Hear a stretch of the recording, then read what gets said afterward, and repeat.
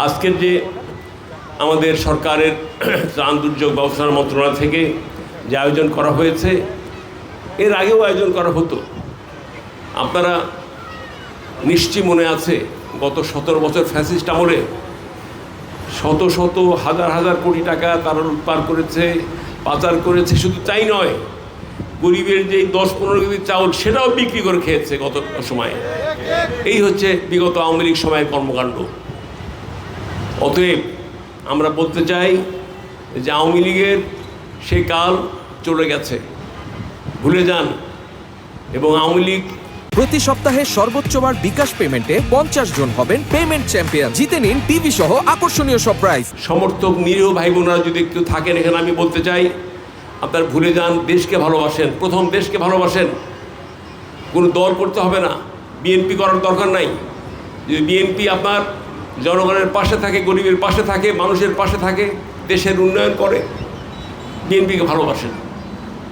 নচেত বিএনপিকে ভালোবাসার দরকার নাই। তবুও আপনারা দয়া করে ওই পাগল দল যার নেত্রী আপনাদের সবাইকে ছেড়ে নিজের পরিবার নিয়ে দেশে বিদেশে আরামায়েশে কাল কাটাচ্ছে, শাহী জীবনযাপন করছে, আর গরিব নেতাকর্মীরা এখানে না খেয়ে মরতেছে। তারা কি বলে আইনের মামলার ভয়ে দৌড়ে বেড়াচ্ছে। আজকে ওই দল ছেড়ে দেন।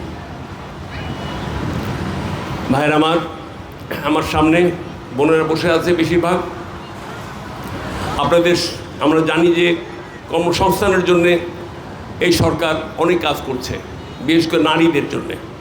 এবং বিভিন্ন প্রকল্প আমাদের কেবল তো আমাদের সরকার 4 মাস বয়স হলো, কেবল বাজেট হলো।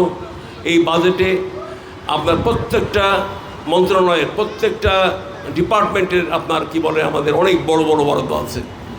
এবং নারী কর্মসংস্থান এবং বেকারদের কর্মসংস্থান করবার জন্য আমাদের অনেক বড় বড় পরিকল্পনা আছে এবং অলরেডি শুরু হয়ে গেছে।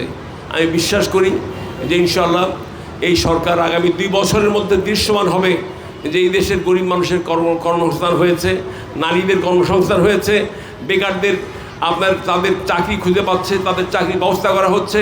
এবং বিশেষ করে শিক্ষিত বেকারের জন্য আমাদের বড় ভার, এই ভার লাঘব করবার জন্য আমাদের শিক্ষাকে কর্মসংস্থানমুখী শিক্ষার ব্যবস্থা করেছি। ইনশাআল্লাহ আমি বিশ্বাস করি যে আগামীতে এই দেশের মানুষ সুখে থাকবে, সকল পর্যায়ের মানুষ সুখে সাথে বাস করবে।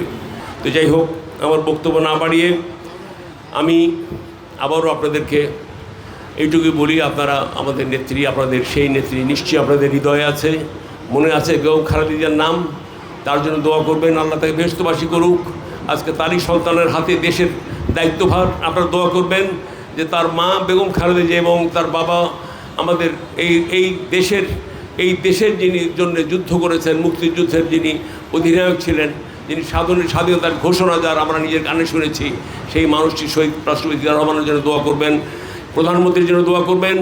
এবং যেন প্রধানমন্ত্রী মা বাবার পথকে অনুসরণ করে এই দেশের সার্বভৌমত্ব রক্ষার্থে এবং এই দেশের স্বার্থে সবার আগে বাংলাদেশ, এই যে আমাদের চিন্তা, এই যে আমাদের শপথ, আমরা কোনো দান দয়া দাক্ষিণ্য নিয়ে আমরা দেশ পরিচালনা করতে চাই না।